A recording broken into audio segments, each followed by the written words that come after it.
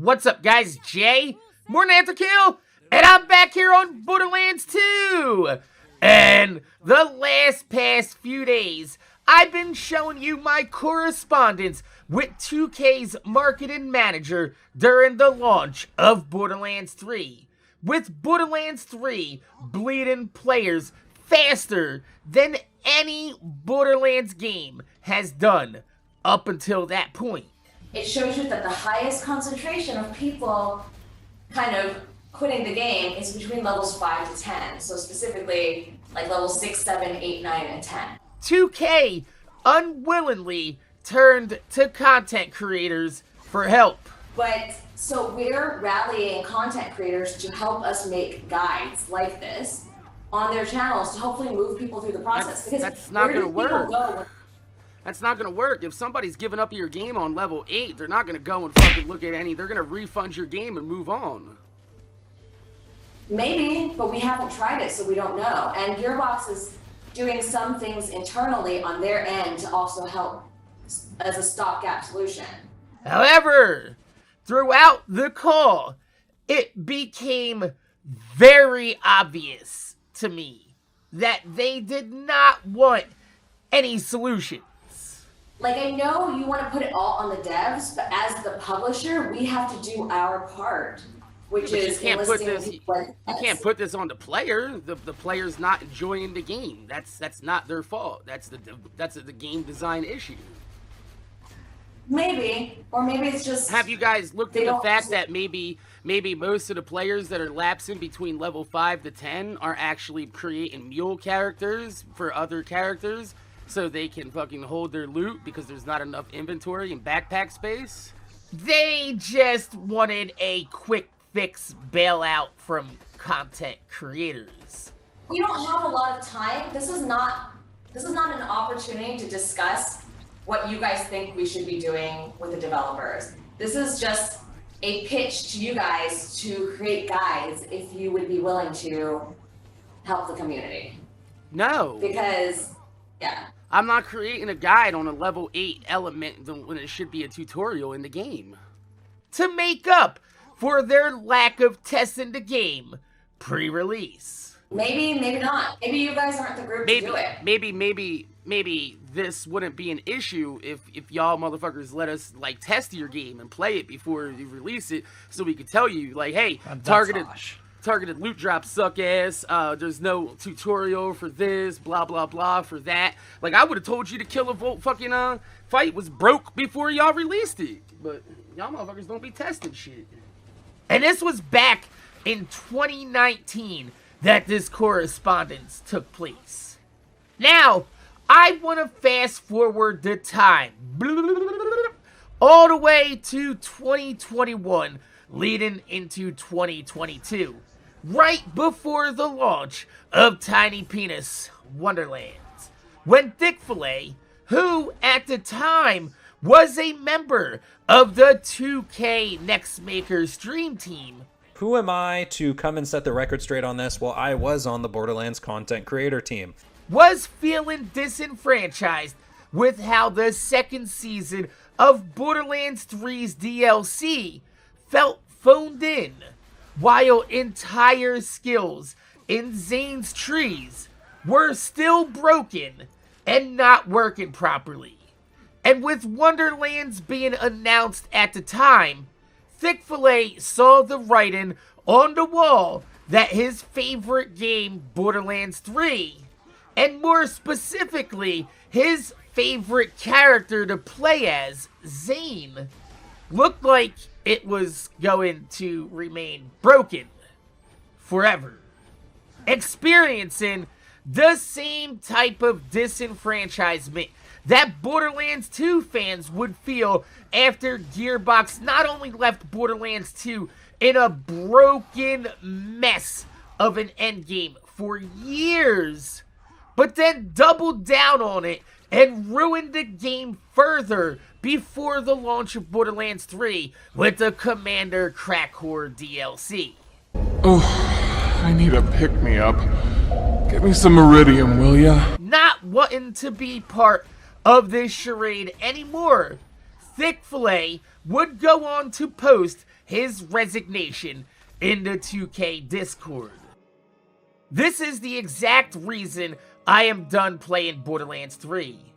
It is pretty obvious that you guys stopped caring about this game before Tiny Penis Wonderlands was even announced.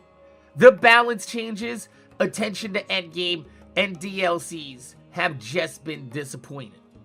I spent dozens of hours waiting and having faith that you guys would deliver. Zane's distributed denial capstone still doesn't work, and the fix was to remove it as a capstone. It's honestly just kinda sad. I'm not trying to bring negativity to this group, but it's just the truth, and also why I'm leaving. I haven't posted videos or streamed since the beginning of the year, so I'm not advertising for you guys anyway. Which is what this group seems to be about. An advertising group with extra steps. I stopped having passion for this game before the 4th DLC came out, and I kept playing it for money. But that only motivated me while I was waiting for real fixes since launch, pretty much. I already knew they weren't coming when Wonderlands was announced, and why I stopped streaming or posting content around that date. I knew you guys already moved on. I provided so much feedback and literal code from friends in the community that would fix this game that have not been implemented.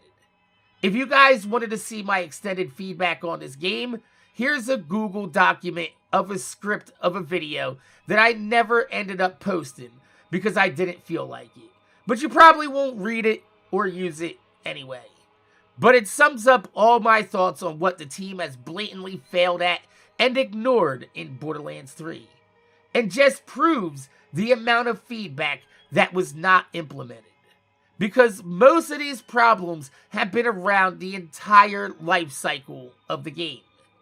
Anyways, sorry to bring negativity. That's not my intention. Sending everyone love. I hope you all have fun playing Wonderlands and enjoying the future of other Borderlands and 2K games.